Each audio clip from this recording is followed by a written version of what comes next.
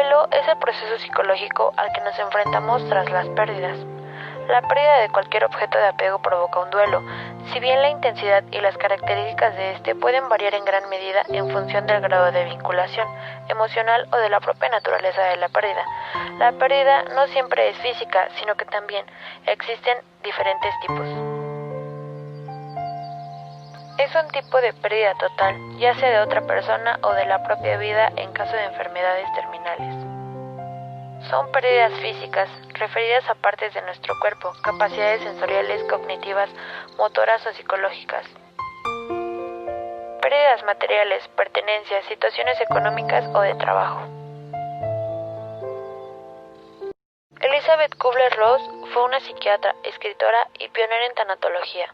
En su libro Sobre la muerte y los moribundos, en 1969, se realizaron las primeras discusiones del modelo Kubler-Ross y se mencionan las 5 etapas conocidas del duelo como un patrón de ajuste. Esas 5 etapas del duelo son la negación, enojo, negociación, depresión y aceptación.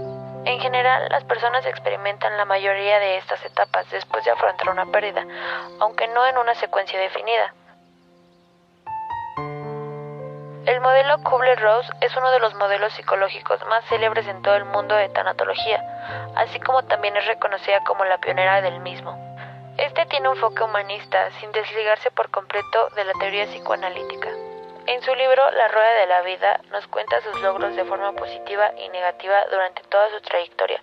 Este libro es un autorrelato de su misma vida. Así pues, las personas pasamos por un proceso de duelo cuando sufrimos una ruptura de pareja, cuando abandonamos el lugar donde nacimos de forma definitiva, cuando nos despiden de nuestro puesto de trabajo o cuando perdemos la movilidad de una parte de nuestro cuerpo. No obstante, el duelo por muerte es el tipo más relevante por la potencia con que afecta a mayor parte de personas. Primera etapa: negación y aislamiento. Cuando el paciente y la familia conocen el diagnóstico de una enfermedad, la primera reacción será la de negarlo. No puede ser, no es cierto. Es habitual en casi todos los pacientes, no solo durante las primeras fases de la enfermedad o al enterarse del diagnóstico, sino también más adelante. De vez en cuando, la negación es un mecanismo de defensa, que en cierto tiempo se sustituirá por la aceptación.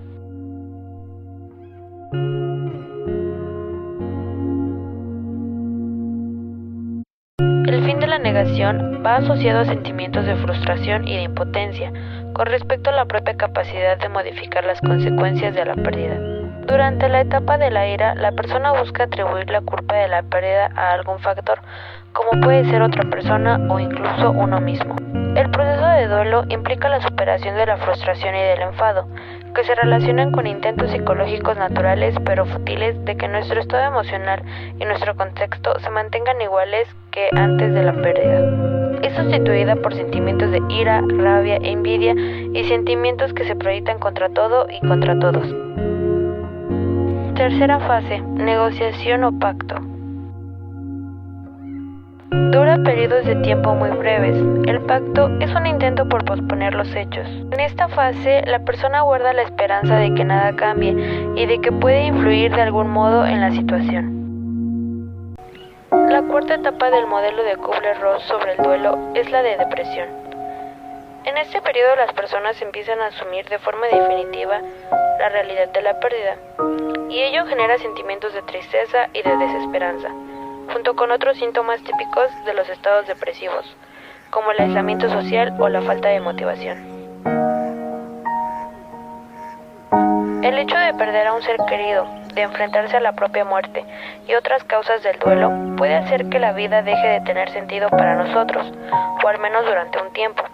No obstante, la fase de aceptación supone la normalización de estos sentimientos de tristeza que sean naturales. Para Kubler-Ross hay 2 tipos de depresión: la depresión reactiva, que aparece como un resultado de las pérdidas anteriores, y la depresión anticipatoria, que son las pérdidas que van a suceder, que estamos preparándonos para ellas. Después de las fases de negación, ira, negociación y depresión, llega la aceptación de la pérdida y la llegada de un estado de calma asociado a la comprensión de que la muerte y otras pérdidas son fenómenos naturales en la vida humana. la fase de aceptación se relaciona con la inevitabilidad de la pérdida y por tanto del proceso del duelo. En los casos en que el duelo es debido a una enfermedad terminal, suelen darse reflexiones con respecto a la propia vida, vista en retrospectiva una vez se acerque el final.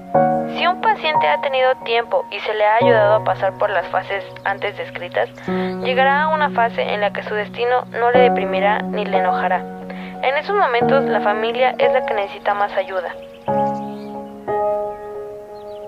El moribundo ha encontrado cierta paz y está listo para dejar este mundo. El modelo de Kübler-Ross divide el duelo en 5 etapas que tienen lugar de forma sucesiva. No obstante, años después insistió en que el proceso de duelo no es tan lineal y rígido. David Kessler, discípulo de Kübler-Ross, creó la 6ª etapa del duelo, autorizada por la familia Kübler-Ross. De igual manera, hoy en día existe una asociación web llamada Kübler-Ross dirigida por su hijo, en el cual brindan ayuda tanatológica.